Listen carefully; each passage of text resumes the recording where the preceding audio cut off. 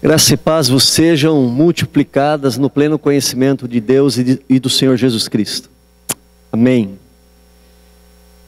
Queridos, continuando a nossa série de mensagens Avivamento Urgente, quero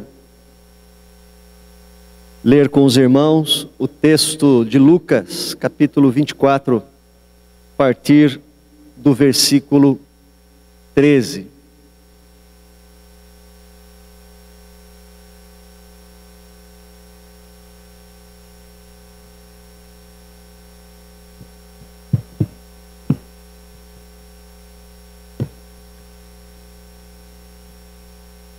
Diz assim: naquele mesmo dia, dois deles estavam de caminho para uma aldeia chamada Emaús, distante de Jerusalém, 60 estádios, 12 quilômetros. E iam conversando a respeito de todas as coisas sucedidas. Aconteceu que, enquanto conversavam e discutiam, o próprio Jesus se aproximou e ia com eles. Os seus olhos, porém, estavam como que impedidos de o reconhecer. Então lhes perguntou Jesus: que é isso que vos preocupa e que ides tratando à medida que caminhais? E eles pararam entristecidos. Um, porém, chamado Cleopas, respondeu dizendo: és o único, porventura, que tendo estado em Jerusalém, ignoras as ocorrências desses últimos dias? E ele lhes perguntou: quais? E explicaram o que aconteceu com a Jesus, o Nazareno, que era varão, profeta, poderoso em obras e palavras, diante de Deus e de todo o povo, e como os principais sacerdotes e as nossas autoridades o entregaram para ser condenado à morte e o crucificaram. Ora, nós esperávamos que fosse ele quem havia de redimir a Israel. Mas depois de tudo isso, e já é este o terceiro dia desde que tais coisas sucederam. É verdade também que algumas mulheres das que conosco estavam nos surpreenderam, tendo ido de madrugada ao túmulo, e não achando o corpo de Jesus, voltaram dizendo terem tido uma visão de anjos, os quais afirmam que ele vive. De fato, alguns dos nossos foram ao sepulcro e verificaram a exatidão do que disseram as mulheres, mas não o viram. Então lhes disse Jesus: ó nécios e tardos de coração, para crer tudo o que os profetas disseram. Porventura não convinha que o Cristo padecesse e entrasse na sua glória? E começando por Moisés, discorrendo por todos os profetas, expunha-lhes o que a seu respeito constava em todas as Escrituras.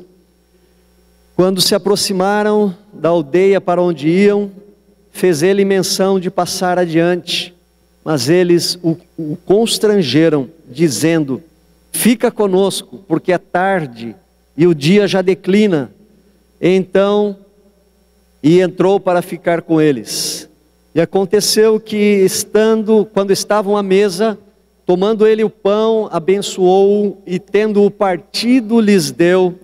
Então se lhes abriram os olhos e o reconheceram, mas ele desapareceu da presença deles. E disseram um ao outro: porventura não nos ardia o coração quando ele pelo caminho nos falava, quando nos expunha as Escrituras? E na mesma hora, levantando-se, voltaram para Jerusalém, onde acharam reunidos os 11 e outros com eles, os quais diziam: o Senhor ressuscitou e já apareceu a Simão. Então os dois contaram o que lhes aconteceram no caminho e como fora por eles reconhecido no partir do pão. De volta ao primeiro amor. Avivamento significa voltar ao primeiro amor. A igreja evangélica brasileira passa por uma profunda crise ética e teológica, e também passa por uma crise moral e uma crise espiritual.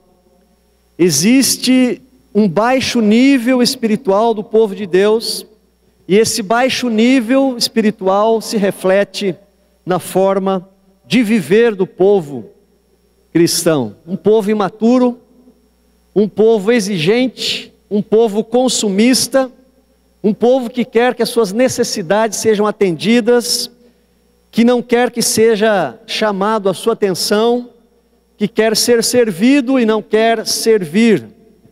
Uma igreja conformada com o mundo, que perdeu uma das suas marcas históricas, a santidade. Uma igreja que assimilou o modus operandi do presente século, cuja marca certamente não é a pureza. Uma igreja que assimilou profundamente a cultura brasileira da lei de Gerson, de levar vantagem em tudo, não importando os meios. Uma igreja que assimilou também a cultura hedonista, que diz que o importante é ser feliz e não obedecer. Uma igreja que se tornou em sua maioria religiosa, acostumando-se com os ritos e sistemas religiosos, com o tradicionalismo e com as práticas corriqueiras, e perdeu a essência da vida, da paixão e do primeiro amor. Uma igreja que inverteu a ordem de ir e fazer discípulos.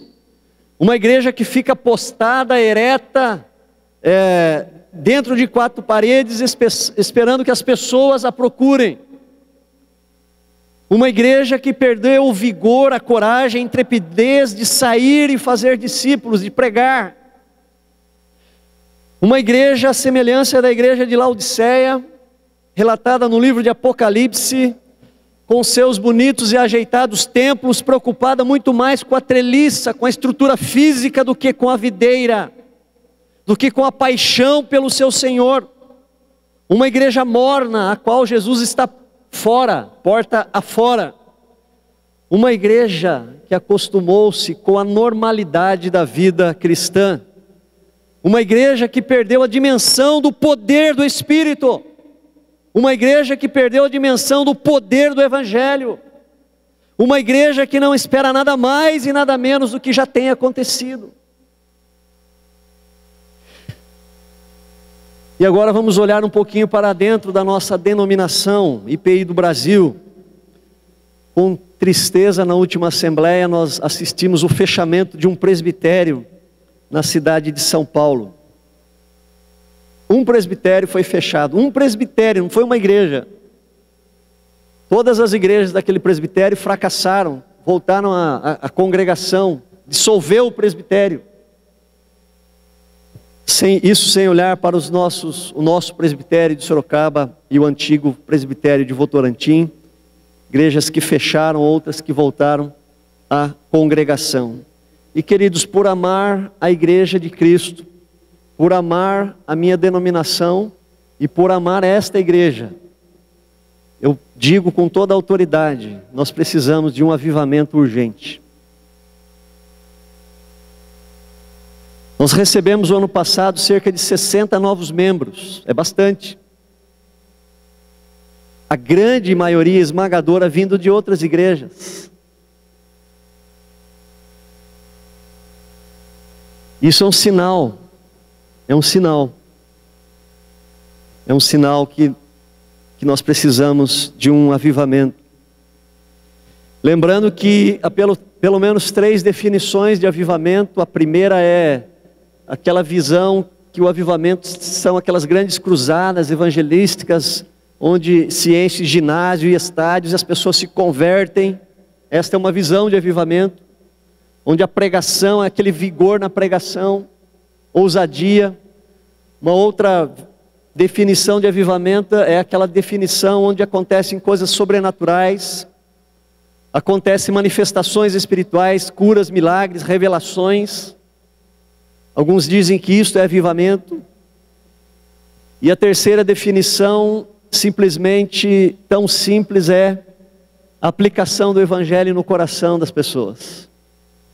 Quando o Evangelho, que é o poder de Deus, é aplicado no coração do incrédulo, ele se converte. Quando é aplicado no coração da pessoa que está fria espiritualmente, é crente, mas um crente morno, ele aviva-se, ele passa então a se colocar nas mãos de Cristo e a servir a Cristo da maneira que Cristo quer. E aquele que já está servindo a Cristo da maneira que Cristo quer, que já está carregando o piano, ele é renovado espiritualmente, ele toma um novo fôlego, uma nova força espiritual. E o texto que nós lemos nesta manhã fala sobre avivamento. Quando o texto começa dizendo naquele mesmo dia, ele está dizendo que no mesmo dia da ressurreição do Senhor Jesus, no mesmo dia da ressurreição do Senhor, aqueles discípulos estavam saindo de Jerusalém por causa da morte de Jesus. Eles haviam perdido o seu mestre, o seu profeta, poderoso em obras e palavras, o seu líder, o seu referencial. Eles estavam desanimados, desiludidos, tristes, sem esperança. Cristo havia morrido, e havia morrido também no coração destes discípulos. Eles perderam a esperança, eles perderam o vigor, eles perderam o entusiasmo. Queridos, não é diferente de hoje. A igreja perdeu o seu vigor, perdeu a sua esperança, perdeu o seu entusiasmo, ela perdeu o Cristo vivo. É uma igreja que existe em grande porcentagem sem Cristo e sem a presença de Cristo. Ela perdeu a sua vida. Mas pastor, a IPI do Brasil não é uma igreja cristocêntrica, o nosso inário não é um inário cristocêntrico. Queridos, há uma diferença fundamental entre letra e espírito. Nós temos a letra correta, mas falta-nos o espírito. Veja que interessante e até esquisito. Olha só, aqueles discípulos ouviram falar da ressurreição. Antes de saírem, abandonarem tudo, eles ouviram falar de que naquele domingo pela manhã aconteceu a ressurreição. Mas eles não creram. Eles tinham a informação, eles sabiam, eles tinham o conhecimento, mas o conhecimento não fez efeito em suas vidas. E o mesmo acontece com a nossa igreja hoje. Nós temos uma boa teologia, temos uma boa doutrina, nós temos um bom ensino, nós temos a palavra, mas falta-nos vida. Falta-nos fé para experimentar, para vivenciar, para sentir e para agir diante da palavra. Nós temos a letra, mas não temos o espírito. Nós temos um bom carro com um volante, uma direção, mas sem motor. Infelizmente é assim que eu olho para a minha denominação. Você compartilha desse pensamento? Com a teologia que temos, com a organização que nós temos, com a seriedade que nós temos, com a estrutura que nós temos, com a diaconia que nós temos, com a visão de mundo que nós temos, nós não deveríamos ser uma igreja extremamente relevante na sociedade? Não deveríamos ser uma igreja muito maior? Não deveríamos estar em quase todos os bairros da nossa cidade? E por que não somos assim? Porque falta-nos o Espírito, falta-nos a presença de Cristo em nós, e a presença dele é o Espírito. O Espírito Santo é Cristo em nós, o Espírito Santo é o Cristo vivo em nós. Mas como aqueles discípulos, nós vivemos na perspectiva do Cristo morto. A igreja está vivendo assim, Somos uma igreja sem o Cristo vivo. Sabemos que Ele ressuscitou, ouvimos falar, mas muitas vezes no nosso dia a dia, nas nossas ações, não é uma realidade. Aquela realidade que Paulo viveu a ponto de escrever: a letra mata, o Espírito vivifica, aconteceu com a igreja. E aconteceu de duas formas, eu vou explicar e você vai entender, da forma judaica e da forma grega. A letra mata e o Espírito vivifica da forma judaica é a seguinte: quando a igreja encheu-se de muitas leis burocráticas, quando a igreja tornou-se mais uma instituição do que um organismo vivo, quando a igreja vivencia muito mais a religião do que o evangelho, e isso nós temos visto, religião, uma grande substituição da graça incondicional pelos méritos humanos, da suficiência do sacrifício de Cristo para a necessidade de um currículo religioso de obras e de feitos. Tenho visto muita lei e pouco amor na igreja, muita cobrança e pouca misericórdia. Mas a igreja também se encheu-se da letra, da forma grega, pelo seu academicismo. Quando a igreja encheu-se demasiadamente de teologia e de filosofia, não que elas sejam más em si mesmas, pelo contrário, muito pelo contrário.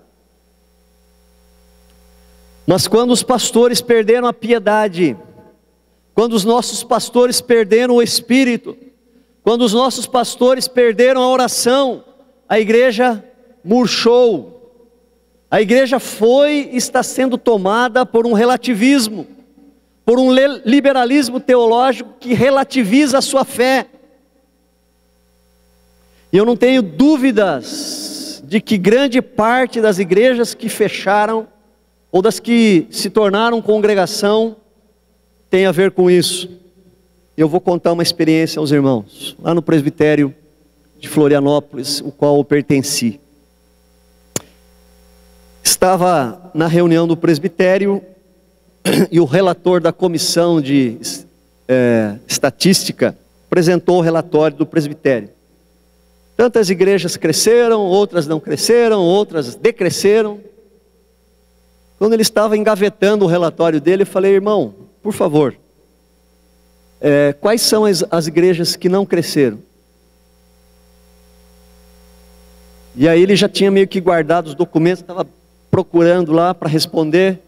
Eu levantei e falei: irmãos, a igreja é um organismo vivo, porque ela tem um espírito. A igreja é um evento, é dinâmica.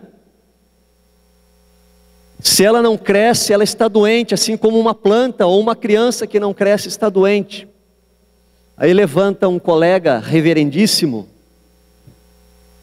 fazendo o seu doutorado, já tinha feito o mestrado, e diz assim: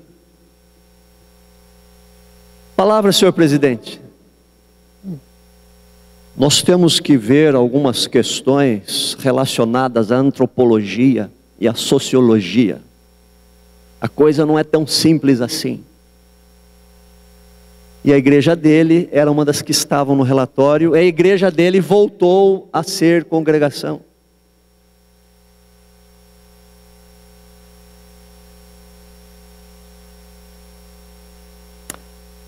Queridos, eu não sou absolutamente, pelo contrário, quem me conhece, eu não sou contra o estudo, muito pelo contrário.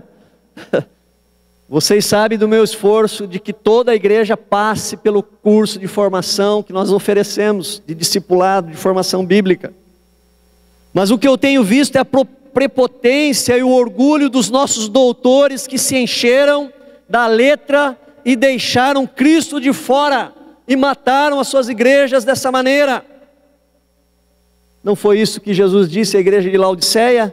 Eis que estou à porta, igreja, eu estou fora, mas se a igreja abrir a porta, eu entrarei.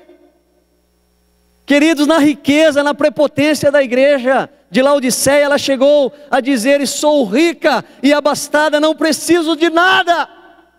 Deixaram Jesus de fora. Nem de Cristo ela precisava.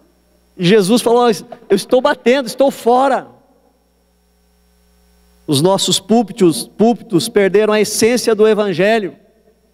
Há uma onda de positivismo, há uma onda de humanismo, de filosofia. Nós pregamos sobre vários assuntos, damos dicas de como viver melhor, pregamos contra os desvios da política, pregamos sobre as datas comemorativas, pregamos autoajuda, pregamos para as pessoas se sentirem bem, mas não pregamos o principal, o Evangelho.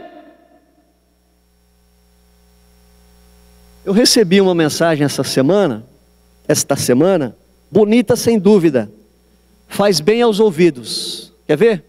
Faz bem para o ouvido. Diz assim, uma mensagem de WhatsApp, uma reflexão de um pastor: faça amanhecer em sua vida, deixe longas noites frias para trás e assuma o compromisso de um novo tempo. Alegre-se, o sol voltou a brilhar, vista-se para sair às ruas, aprenda novas canções, a dançar com graça e simpatia. Linda, hein?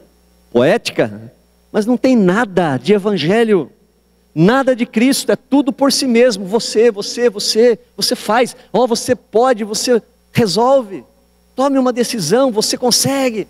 Positivismo, na força da carne e do pensamento, da decisão própria, e muitos púlpitos nossos estão assim, sem Evangelho, sem Cristo, sem a vida de Cristo, sem o poder de Cristo, sem a suficiência de Cristo.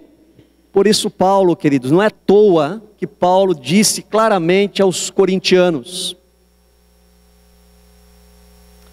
decidi nada saber entre vós, porque os corintianos eram gregos, né, da filosofia. Decidi nada saber entre vós, a não ser Cristo e este crucificado.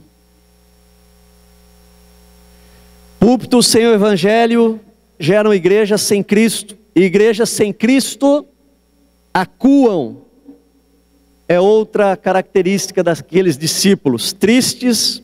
Eles acuaram, eles recuaram, eles saíram de cena. Muito provavelmente estavam voltando à velha vida antes de Jesus. Desistiram de ser discípulos, desistiram de levar adiante a pregação do Mestre, perderam a fé, perderam o ardor, perderam a missão. Perderam a missão. Queridos, uma das grandes crises da igreja hoje é que ela não sai das quatro paredes. A Igreja Presbiteriana Independente do Brasil perdeu o seu fervor evangelístico, a sua paixão evangelística. E quando eu digo isso, eu não quero dizer que nós temos que voltar às ruas e às praças como era antigamente, não. Eu estou querendo dizer que nós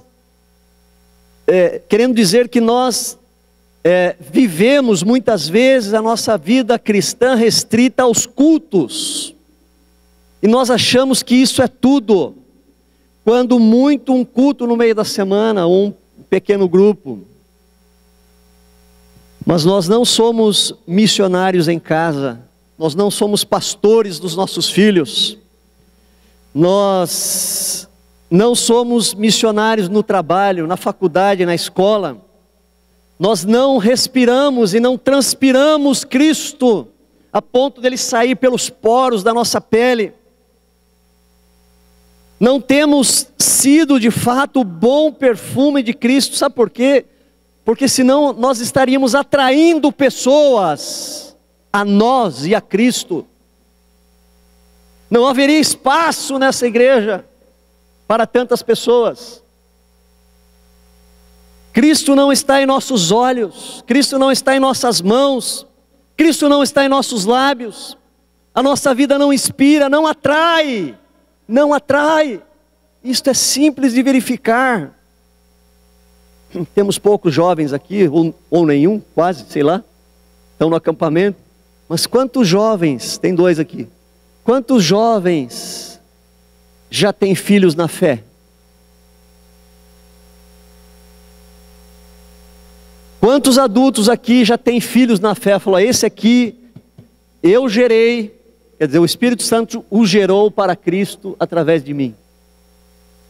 Você tem um filho na fé? Uma filha na fé? Quem nós estamos evangelizando? Quem nós estamos discipulando? Quantos vizinhos nossos frequentam a igreja? Qual a porcentagem da nossa família que está na igreja? Queridos, são constatações, é visível. Precisamos ou não de um avivamento urgente? Mas, queridos, a situação daqueles discípulos mudou. Diz a Bíblia no versículo 15, que enquanto conversavam e discutiam, o próprio Jesus se aproximou e ia com eles. E Jesus discorreu todo o Antigo Testamento com eles, mostrando que o Messias deveria morrer, sim, deveria ter morrido mesmo. E quando chegaram na casa, ou a casa, Jesus foi convidado a entrar, e não sei por que razão, ele que partiu o pão, de certo, ficaram encantados com as palavras dele, e falou, então o Senhor abençoou o pão, e ele partiu o pão. E no partir do pão, a partir daí, eles perceberam que era Jesus, e a partir daí, eu pergunto para você, mudou alguma coisa na vida daqueles discípulos? Sim ou não? Mudou tudo. Com a presença de Cristo, os seus corações arderam. Voltou a vida espiritual. Voltou a esperança, voltou o entusiasmo, voltou a alegria. Tanto que convidaram o tal estranho para entrar. Eles queriam um pouquinho mais da sua companhia. Queridos, igrejas com o Espírito de Cristo são vivas, são apaixonadas, são animadas, são entusiasmadas.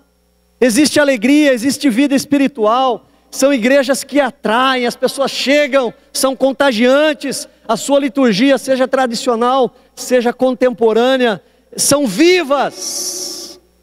Igrejas com Cristo são repletas, porque são igrejas que atraem as pessoas por causa do bom perfume de Cristo. Igrejas com Cristo são organismos vivos, não instituições burocráticas.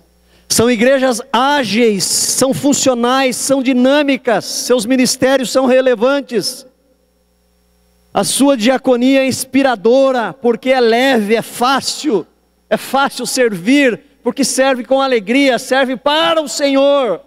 É uma igreja acolhedora, porque não faz distinção entre pobre ou rico, heterossexual, homossexual, e acolhe assim como Jesus acolheu os marginalizados.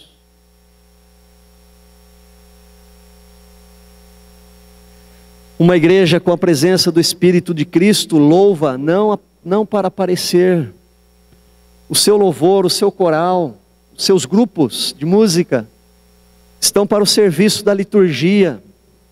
Sabem que não são a atração principal, sabem que estão conectados a um planejamento de culto, de uma liturgia que deve desembocar na mensagem para edificar a igreja. Se preocupam, portanto, com a mensagem, se preocupam em servir de apoio à liturgia do pastor. E não vêm à igreja somente quando cantam. Além do mais, a Bíblia usa no texto, note aí, a expressão, e na mesma hora, levantando-se, voltaram para Jerusalém. O que você acha que aqueles discípulos iam fazer depois de jantarem? Eles iam dormir. Mas quando recobraram a consciência do Cristo vivo, levantaram-se apressados e no mesma hora da noite voltaram para Jerusalém. A igreja cujo centro é a vida de Cristo é uma igreja que não se acovarda. É uma igreja que não teme as trevas, não teme o escuro, não foge. É uma igreja que não fica presa, enclausurada entre quatro paredes, não. É uma igreja corajosa que sai, que avança, que não teme novos desafios. Uma igreja que testemunha. Queridos, é isso que nos falta. Esta plena alegria do Cristo ressuscitado. Nós pregamos a ressurreição. Nós cremos na ressurreição. Mas nós perdemos o assombro da ressurreição. O impacto da ressurreição. Vocês conseguem imaginar a bomba de alegria, de entusiasmo, que explodiu no coração daqueles discípulos, quando eles reconheceram que Jesus estava vivo? Toda tristeza, desilusão, desesperança, desânimo, falta de coragem, falta de continuar, tudo isso evaporou-se. A igreja precisa de Cristo. Ele precisa ser o centro da minha vida. Ele precisa ser o centro da tua devoção, do teu amor. Você e eu, nós precisamos voltar a nos apaixonar por Cristo. O que será que tomou o lugar de Cristo no teu coração e no meu coração? Será que foi o conforto? Será que foi a tua prosperidade, a tua bela casa? As opções de lazer que você tem com o dinheiro que você ganha, que na verdade foi Ele que deu? Será que foi isso que arrefeceu a sua fé? Você não tem maiores necessidades materiais, então come, bebe, regala-te.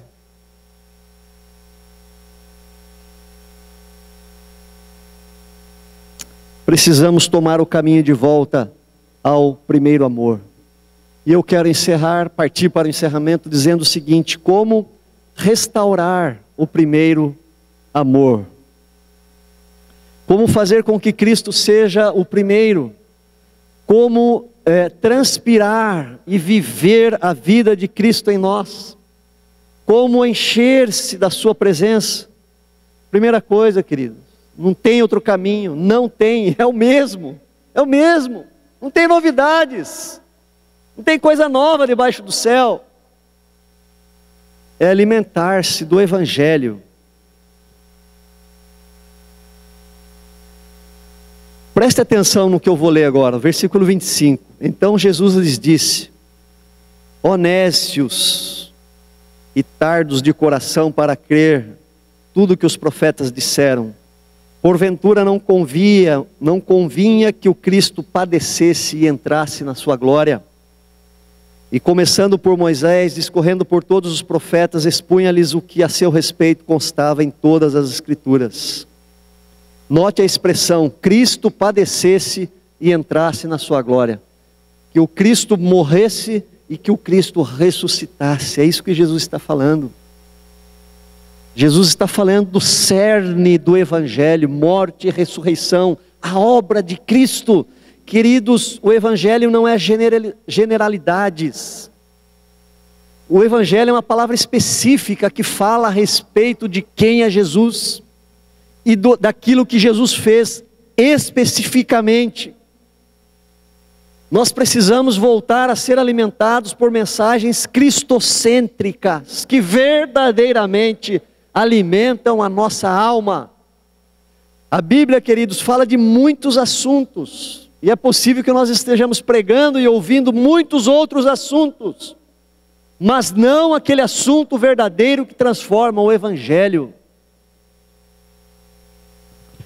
C.S. Lewis, em seu livro Cartas de um Diabo ao seu Aprendiz, ele narra uma conversa de um diabo velho a um jovem aspirante, a um jovem diabo inexperiente. Ele diz: diabo velho mandando uma carta para o diabo jovem. Ele diz assim: o que nós desejamos, se não houver mesmo jeito e os homens tiverem de tornar-se cristãos, o nosso trabalho é mantê-los no estado de espírito que eu chamo de cristianismo e alguma coisa. Você sabe, cristianismo e a crise, cristianismo e a nova ordem, cristianismo e a cura pela fé, cristianismo e a pesquisa psíquica, cristianismo e vegetarianismo, cristianismo e reforma ortográfica. Se não houver saída e eles se tornarem cristãos, deixe-os ao menos serem cristãos com um diferencial. Substitua a fé em si por alguma moda com um colorido cristão. Façam com que tenha horror da mesma coisa sempre. E o diabo tem conseguido fazer isso. Desfocado da mensagem da cruz, do Evangelho. O Evangelho traz luz à alma. O Evangelho produz arrependimento. O Evangelho produz regeneração. Não existe uma outra mensagem que regenera o Evangelho. O Evangelho nos renova, abre os nossos olhos, nos faz humildes, nos faz dependentes de Cristo, nos faz servos, enfim. O Evangelho nos leva ao nosso devido lugar e coloca Cristo no seu devido lugar. Então nós precisamos nos alimentar do Evangelho sempre e sempre. Uma segunda maneira de voltarmos ao primeiro amor é caminhar com Cristo. Não foi isso que aconteceu com os discípulos quando Cristo estava ao lado deles, os seus corações arderam. De que maneira nós podemos fazer isso? Caminhar com Cristo através da nossa devoção, da nossa devocional. O que é se devotar a alguém? É se dedicar a alguém, é fazer com que essa pessoa seja tão importante em nossa vida, que nós dedicamos parte do nosso dia, parte da nossa atenção a ela.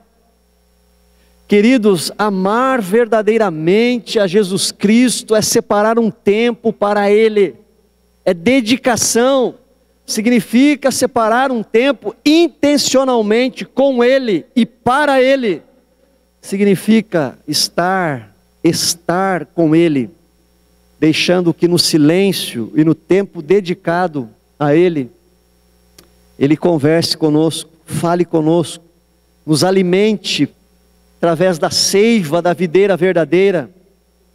Ele leve vida à nossa alma e ao nosso coração. Nossa alma é angustiada, temerosa, fraca. Quero dizer que não existe avivamento, não existe restauração espiritual, não existe ardor sem oração. E convenhamos, nessa vida agitada e apressada que nós levamos, poucos perdem tempo, ou gastam tempo, ou investem tempo para isso. Afinal, tempo é dinheiro, né? Tempo é dinheiro. Sabia que orar é um dos ofícios do pastor? Se eu gastar um tempo em oração, é muito provável que muitas pessoas achem que eu não estou trabalhando, não esteja fazendo nada. Que barbaridade. Queridos, nós podemos ser uma igreja sem Cristo? Sim, podemos.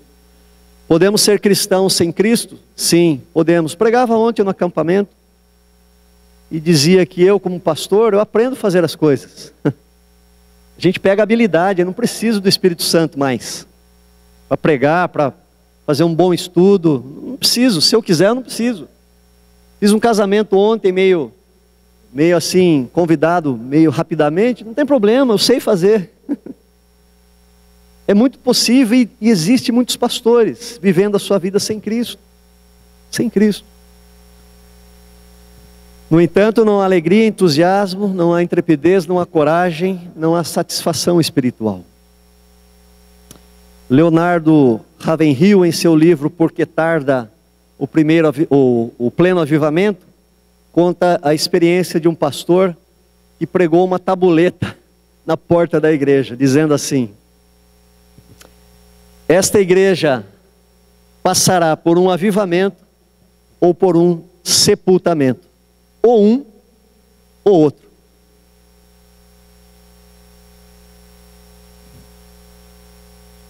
O que você quer para a sua vida?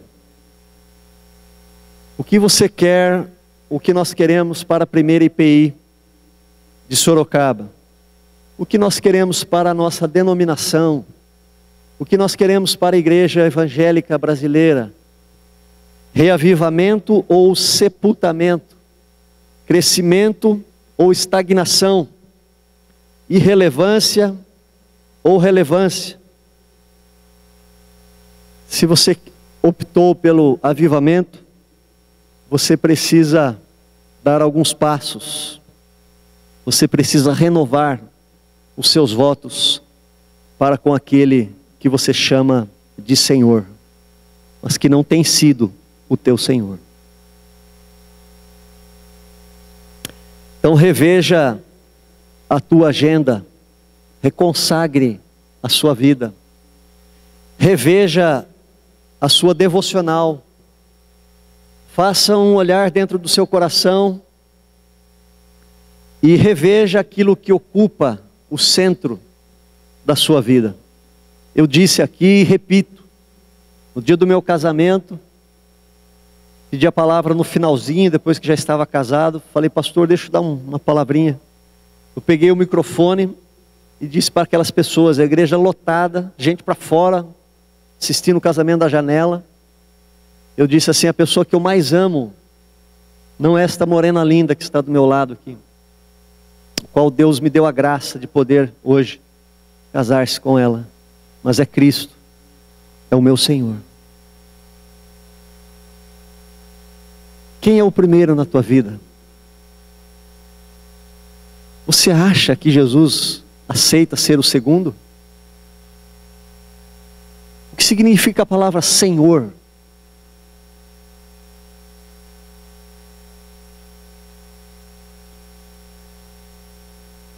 Fecha os teus olhos.